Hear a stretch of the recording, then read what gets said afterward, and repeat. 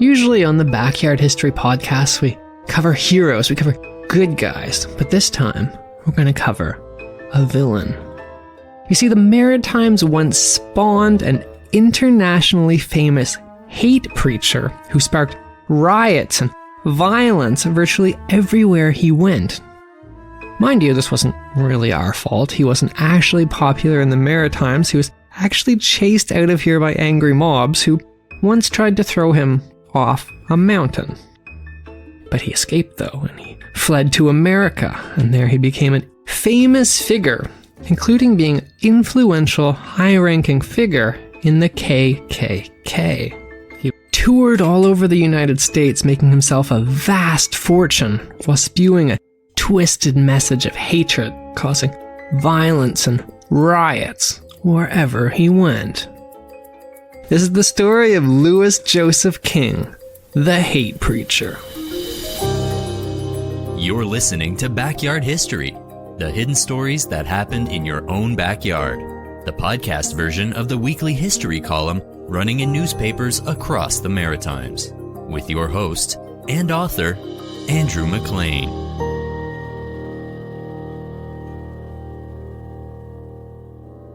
L.J. King always had a talent for self-promotion.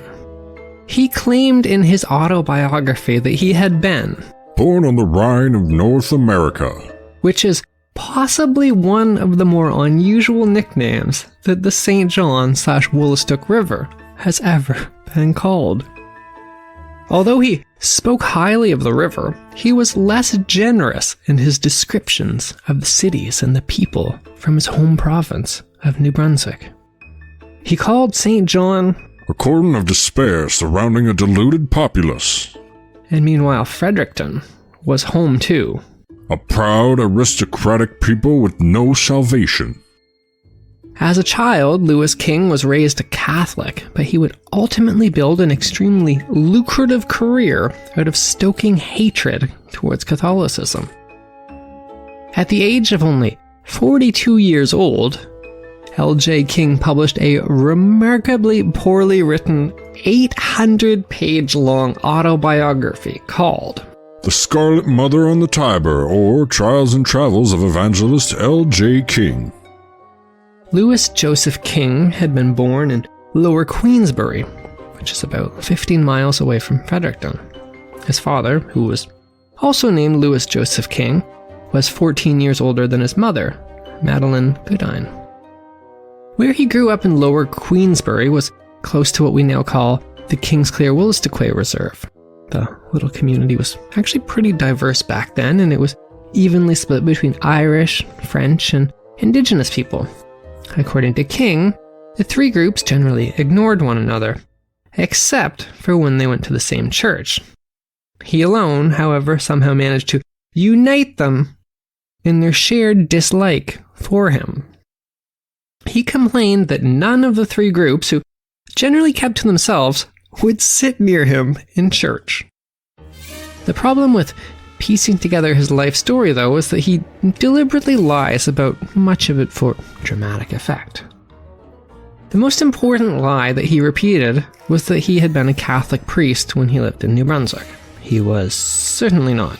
There's all sorts of records that are meticulously tracked and these sort of things, and there's no evidence of that. And also it doesn't even fit into the basic timeline of his life. Nonetheless, the whole basis of his later career in America was his claims that he had spent 5 years in New Brunswick as a Catholic priest and then turned his back on his religion. It seems that his father had actually wanted him to become a priest, but his father died at the age of 53 when King was only 13. While he describes this as a traumatic experience in his autobiography, it doesn't seem to have particularly affected him. But what I mean by this is he does, literally say, "It was a traumatic experience." But he doesn't actually say anything other than that. And considering the book is 800 pages long, he had lots of space to get into it. After his father's death, he went on to have a pretty successful life, especially for such a young age. He took his meager inheritance and he moved to Marysville, which is a little village on the outskirts of Fredericton, and he set up a general store. By all accounts, he was a successful businessman and his little shop was profitable. By the age of 18, apparently he was a rousing success with his little store. And then his life changed. The following year, L.J. King went to Maine, where his older brother Lawrence was dying. He stayed with his brother for a week until he passed away. When King returned home, he seemed changed. He wrote about how it affected him in his autobiography. Before I give you this quote, though, I do need to clarify something for you. All of the quotes in this episode are from his autobiography, which King wrote in the third person. So he's writing about himself in the third person, and he calls himself the Reformer in it. So in these quotes, when you hear the Reformer, it's him talking about himself. The Reformer began to lose sleep and interest in business. Tears flowed freely. He thought folks only cried when people had died. But to cry about your work he could not understand. 2 or 3 handkerchiefs were soaked in tears every night. He was angry at himself. While in bed he screamed in agony and wrapped his head around with a quilt and cried aloud. Curiously, he didn't draw the connection between his brother's death and the agony he was feeling. But instead, somehow he blamed it all on Catholicism. He focused in on not quite his brother, but something that had happened when he'd earlier visited the same brother in Maine 8 years before. He happened to meet a traveling evangelist preacher, and after a conversation with him, his brother Lawrence had remarked, seemingly as a brief aside, "It seems you have the right kind of religion." It's a very confusing origin story, even in his own telling. Evidence, however, points to a very different reason that he didn't join the priesthood, and this was he struggled with celibacy. Actually, he was pretty clear about his own opinion on the matter, saying, "Celibacy is the hell-twisted cord that holds this together." At this point, L.J. King seems to be struggling. He sold his little successful shop in Marysville, and he moved to St. John. St. John was the big city at the time. It was actually the 3rd largest city in Canada at this point in time. His activities in the city are extremely difficult to track. He seems to have spent 3 years in St. John, and they're very formative years in his life, but he glosses over what happened here in his autobiography. This is pretty frustrating because it actually seems to have been at this point where he perfected this preaching style that would later make him rich and famous, and it went on to influence a particular type of American preacher, even to this day. It actually seems that he radicalized himself. It doesn't seem there were any outside influences in St. John that made him this extremist. But nonetheless, he became increasingly known as a hateful and aggressive preacher in this time. Also, he may have murdered his fiancée in a mysterious 1898 midnight skating incident. Her name was Sybil Jones, and he complained in his book that he wrote that he was accused by police of having been involved in her murder. Now, this was weird because I couldn't actually find any kind of police reports or newspaper reports that said that he was actually accused of this. And in fact, police and newspapers didn't ever say that it was anything other than a tragic accident. Nonetheless, in his book, he recounted the following remarkably dramatic and weirdly superstition-laden tale, seemingly blaming the death of his fiancée on a mysterious, slow-witted man. Who, by the way, there's no evidence that this other mysterious man existed. It was just the 2 of them doing this. So here's that strange quote. "We must now go back to the year 1898 to complete the link of that strange history. In the winter, while skating was good, my fiancée determined to skate to the post office to mail a letter 4 miles away. It was the night of an eclipse of the moon, and for some reason her folks did not care to have her go. As she started from the house, she was seized with a kind of nervous chill, returned for warmer wraps, and again started. A little further on, a large black cat jumped out and frightened her back to the house, and, upon relating the same, was entreated not to go out that night, but she persisted. While en route to the village, she was joined by a half-witted fellow whose company she resisted, but together they skated up the river. Some distance up, a group of skaters thought they heard a noise as if someone was drowning, but dismissed the thought.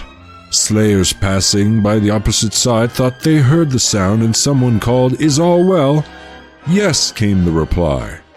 The man arrived back at the village wet, with one skate lost and the lapel of his coat torn. When questioned, he said he had fallen into the river and finally said, "Miss Jones is drowned." Foul play was suspected. In the spring, after the ice had broken up after a thunderstorm, her body was found lying near her home, near the shore, with the engagement ring still on her hand. The whole affair was shrouded in mystery. Despite all of that theatrical story, he doesn't seem to have been remotely upset by the death of his first fiancée under mysterious circumstances. And what do I mean by that? Well, in quite literally the next line in his book, King writes, "While holding meetings at St. John, the reformer met Miss Nellie Toole, which resulted in marriage on October 31st, 1899.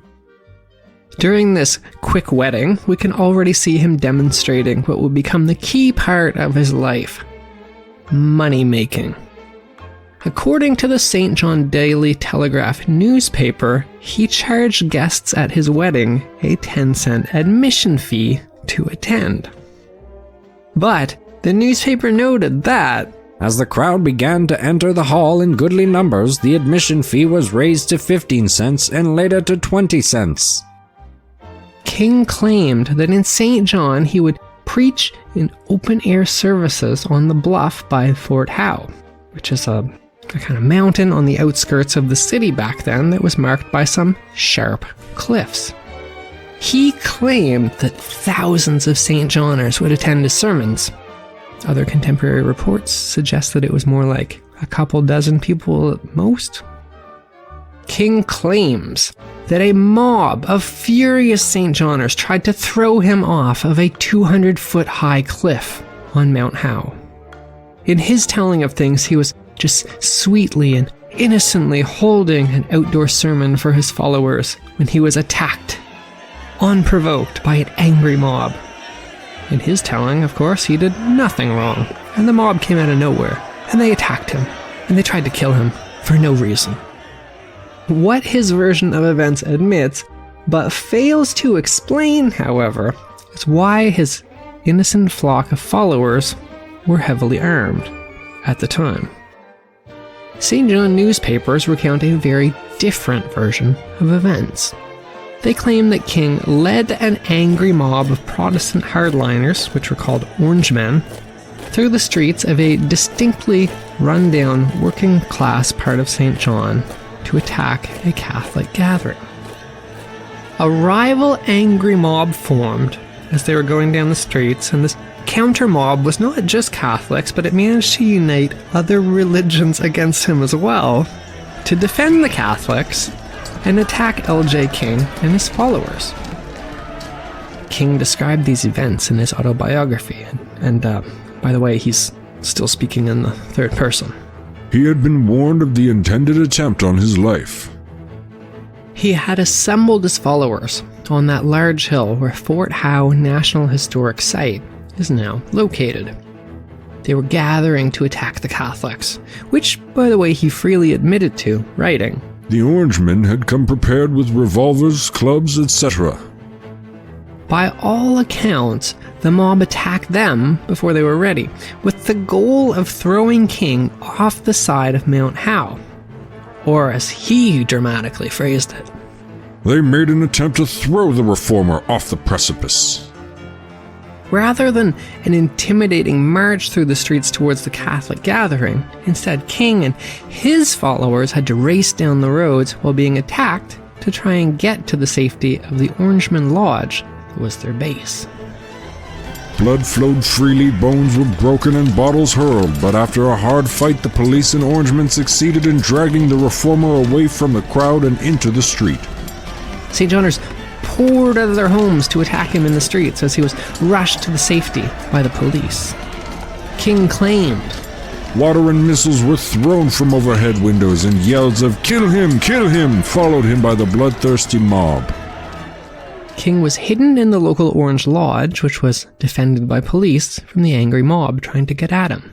While several rioters were arrested, they were all released without charges. King would soon after leave St. John, and he would never preach there again. This was L.J. King's first riot, and it would certainly not be his last. In fact, it became his signature calling card. After being chased out of St. John, King scurried off to Nova Scotia. There he perfected what he would later do to make his fame and fortune. He would go to a particular town or city, he would rent a hall, and he would set up there for a couple of weeks, a few weeks actually, probably like 6 or 7 weeks per place. He would preach particularly hateful sermons, he would divide the town in an effort to convert the followers to what he considered his version of Protestantism. Usually after a few weeks of this, locals would get fed up with his hate and division, and they would form an angry mob and attack him. And then he would go and complain to the media for sympathy, and then he would make money out of it, and then he would leave town and he'd set up in a new place and he'd do it all again. King's final Nova Scotian riot, the last one before he was finally chased out of Canada for good, was in Advocate Harbour. As perhaps a sign of how wildly detested he had the unique ability to make himself, this time he was targeted by members of his own sect, Protestants. The Reformers' persecutions began by backsliding Protestants who had united against the meeting, backed by wire-pulling politicians known as liberals who always leaned towards rum. Hell united their forces to drive us out of town. Actually, King managed to do a remarkable job of uniting everyone in the little town against him. About 50 men, mostly drunk, came and stoned the building and drove us out.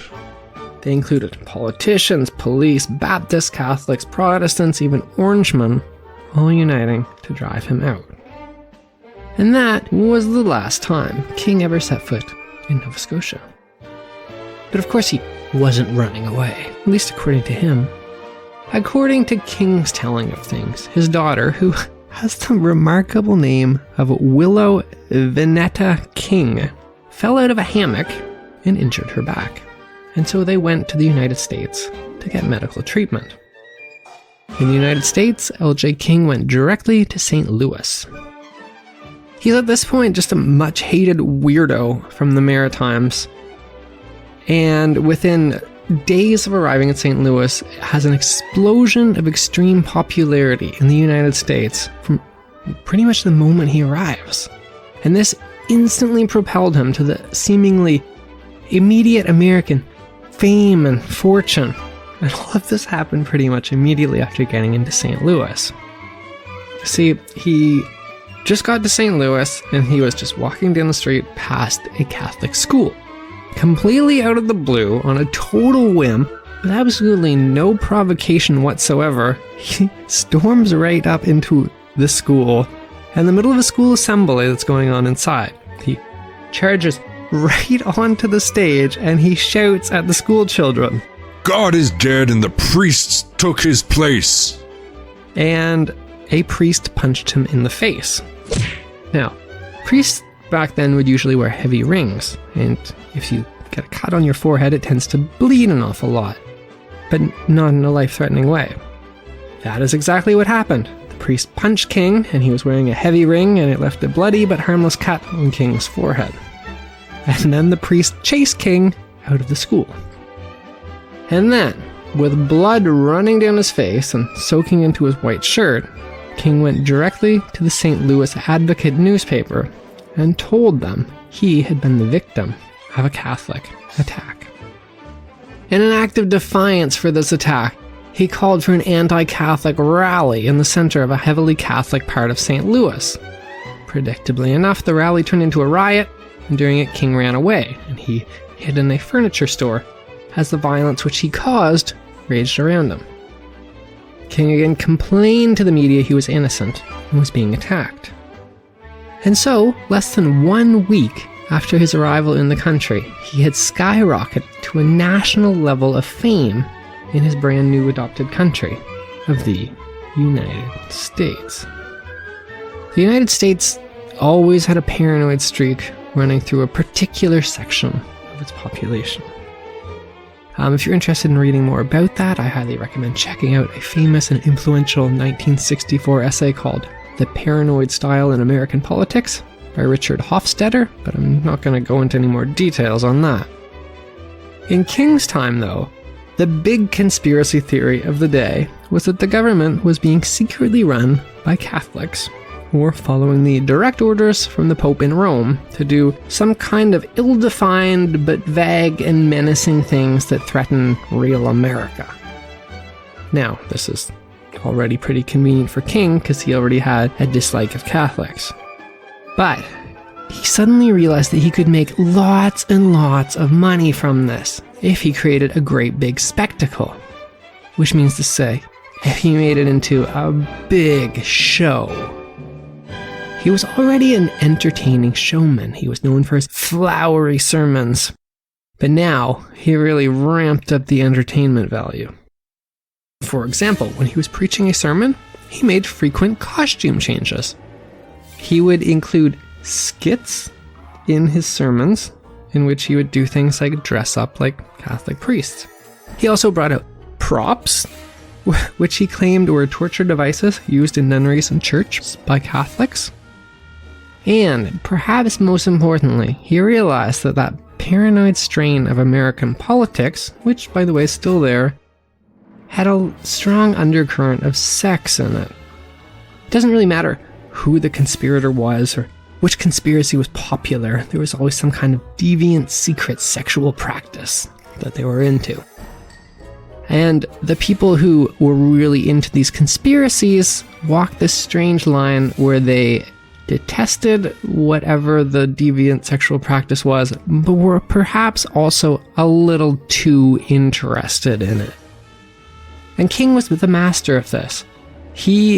I found several quotes that called his sermons full-blown pornographic, and they would also involve titillating his audiences with lurid tales of seduction and confession booths and things like that. For example, just one example of this, he wrote a 7-page long poem, which he read out during these things, called The Priest and the Woman, which was about a seduction in a confession booth. And then being a great businessman, when he realized audiences reacted well to it, he expanded that poem into a 296-page long book. His big hit, though, was a signature speech called The Black Nunnery. And he toured all over America talking about it. And he made vast sums of money with his public speaking. And he also had side projects too. He would have a mail order pamphlet business. He'd have all these books. But his biggest prop to bring these stories to life was a succession of ever-changing women that he would bring out on stage with him who claimed to be escaped nuns. Basically, these women were another prop. The most famous of these women was a quote-unquote escaped nun named Helen Jackson from Montreal, who would deliver a speech called Convent Cruelties to audience members who paid a whopping 50 cents, which was a lot of money back then. She claimed to have been a nun in Montreal and described Bacchic orgies, harems for the priesthood, murdered babies. Eventually, the American media got around to fact-checking Helen Jackson. Turns out that her name was actually Helen Barnowski, and she was from Pennsylvania. She'd never been a nun, and she'd never actually even visited Montreal, let alone lived there. She'd actually been a prostitute, which is where she met King. Helen Barnowski responded to these allegations by the American media by suing the newspaper who fact-checked her. However, she didn't sue for libel, and she didn't even deny these allegations or try and defend herself, in an astonishing twist, she sued them for loss of income. In the ensuing trial, which she lost, her own mother, who was a poor and by all accounts extremely confused by what was happening Polish immigrant who hadn't heard from her daughter in years, testified Helen had never been entirely the same since she'd stabbed herself in the head with a pencil when she was a little girl.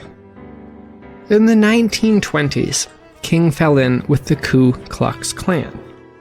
In fact, he strongly promoted the KKK. He personally wrote the infamous pamphlet titled, Why We Need the KKK.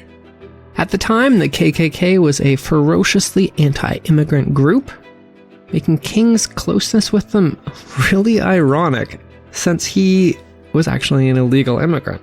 He never even bothered to apply for American citizenship, and actually, for his whole life, he continued living in the United States and was an illegal immigrant the whole time.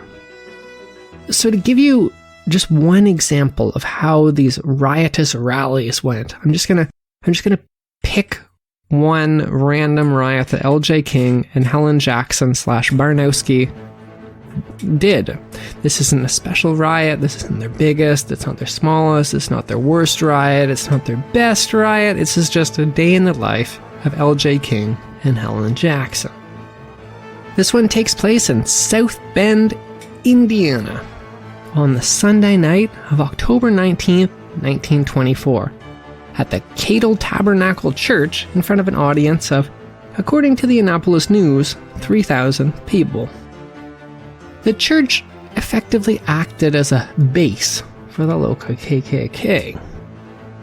Their show, and it was definitely a show, opened just like a concert would, with Helen Jackson as the warm-up act. The theme of her show that day was how nuns would be buried alive by misbehaving.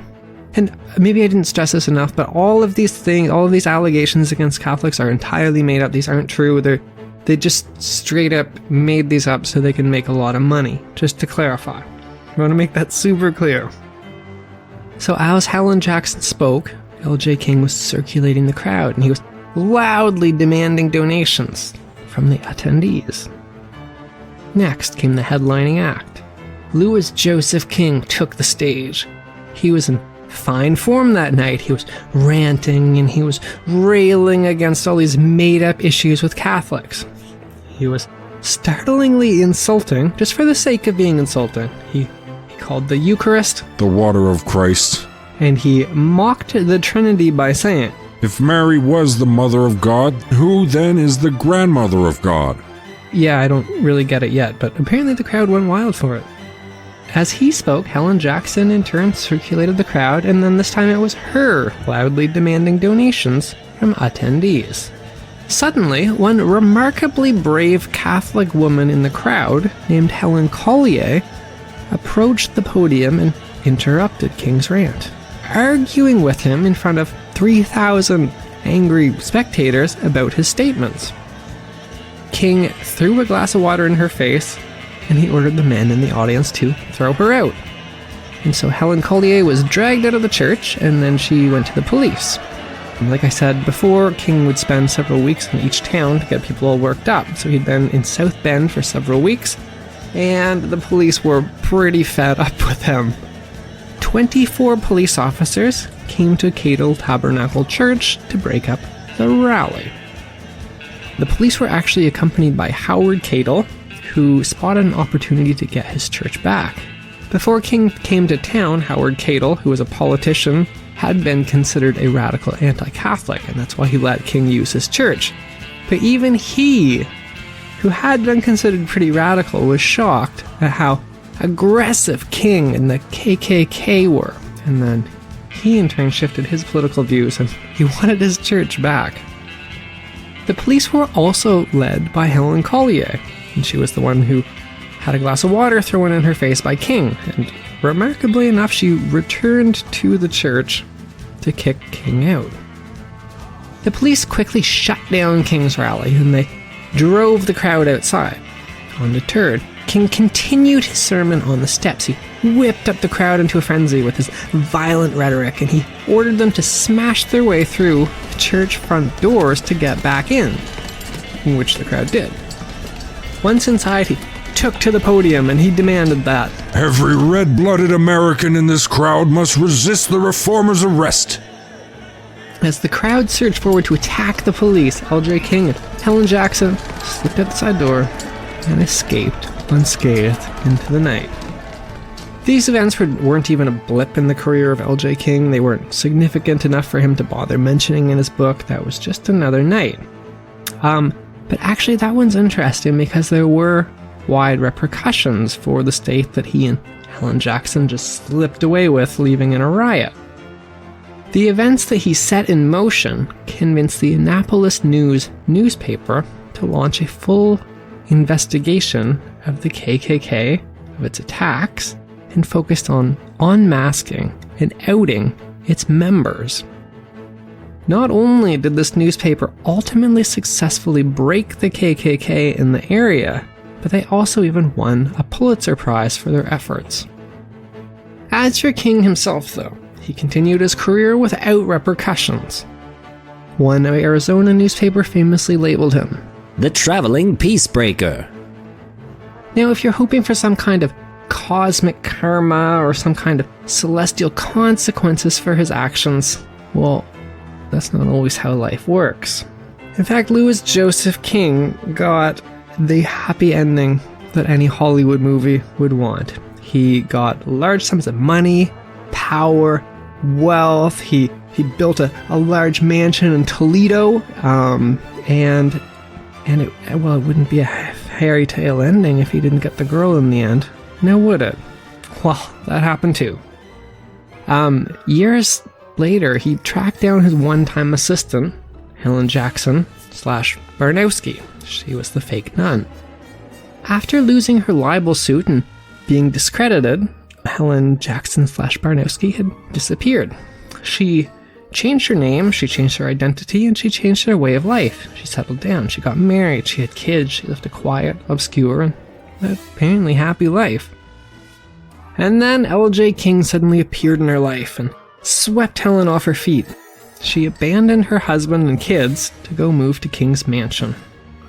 And it seems that this duo, who'd sown hatred and division and pain and conflict, suffering and violence all over the continent, settled down and lived happily ever after. That was Backyard History with your host, Andrew McLean. Thanks for listening, and stay tuned for another hidden story that happened in your own backyard.